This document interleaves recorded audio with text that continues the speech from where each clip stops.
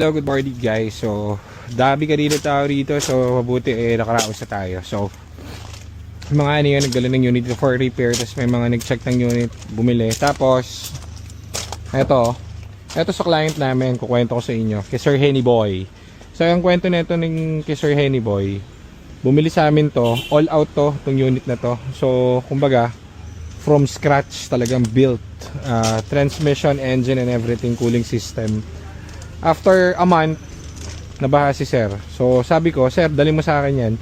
Walang labor, lilibrihin ko lahat dahil hindi pa na-enjoy yung unit mo. So nilibre ko lahat, labor.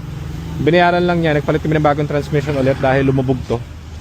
So ngayon, 100% na ulit. Tapos kakilala niya pala si sir. Nakita sila rito. Pareha silang follower. So pareha silang magkatrabaho pala. Bumili si sir nung EcoSport na 2018, kakarating lang nito. Kaso hindi kami pag nagbenta rito, kunwari, dumating to kahapon, no? Bibili niya na, gusto niya nang bilhin, hindi natin mabibenta. O all out pa to papalit ang transmission and everything. So hindi siya basta gano'n na walang code to walang kahit anong error tong EcoSport na to, 2018 model. Pero hindi siya pwedeng gano'n kasi kahit anong gawin mo dyan, magdadasal ka lang dyan na maging okay siya ng gano'n, maging okay siya ng ilang months. Pero kailangan to ibabalik mo to sa Ford specs niya kasi hindi mo alam yung history nito Diba yung binili natin to, dinala lang dito to. Pero maganda yung reading, maganda lahat, pasok, pero hindi pwedeng ganon. Mababa yung trani nito, check, re-refresh yung engine, cooling system, PMS and everything. O, doon saka natin i-release kay sir. So kakilala niya yung bumili nun. Kakilala sila. First time. Sir, thank you Sir, thank you. Salamat. Ako na bahala sa unit mo. Napapili nga ako ni sir. Saan? Orange? Yung orange Pwede rin. Titanium din naman yan, mas lower model. Pwede rin orange. Depende sa kulay mo, sir. Send ko na lang yung pictures saka yung sa loob. Pwede rin. Oo, pwede rin yan kasi. Para send ko na sa picture.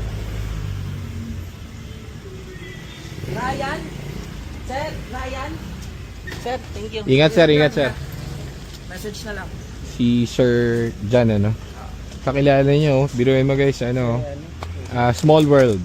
So, tandaan nyo hindi magkakilala. Bumili sa amin si Sir. After sales namin, tinulungan pa rin natin to.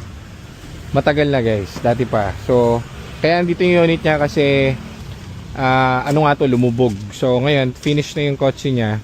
So, pumunta yung may-ari dito just to check, finalize yung kotse niya. Nung pagdating ng may-ari nito, nakita niya may tumitingin na lalaki, buyer nun. Ayun, magkasama pala sila sa work. So, small world, very good. Kahit na hindi pa kami word of mouth, alam na nila kung sila pupunta. So, many thank you. Salamat sa tiwala. Salamat. Sold na yung naman natin, yung eto. So, umpisahan na to, papadala natin sa kabila to. Bibigay natin yung dapat sa kanya. So, first time buyer yon. Ang mga gusto ko sa first time buyer yung mai-enjoy nila yung unit nila. Pansinin nyo yung comment section, lahat yan nakabili sa atin. Lahat yan na-enjoy nila yung kotse nila. Hindi pang isang araw, 2 araw, 1 buwan, 3 buwan yung kotse natin. More on mga taon na nakabili yan. So many thank you sa inyo guys. Maraming salamat. Thank you. Hindi ako geng. Salamat.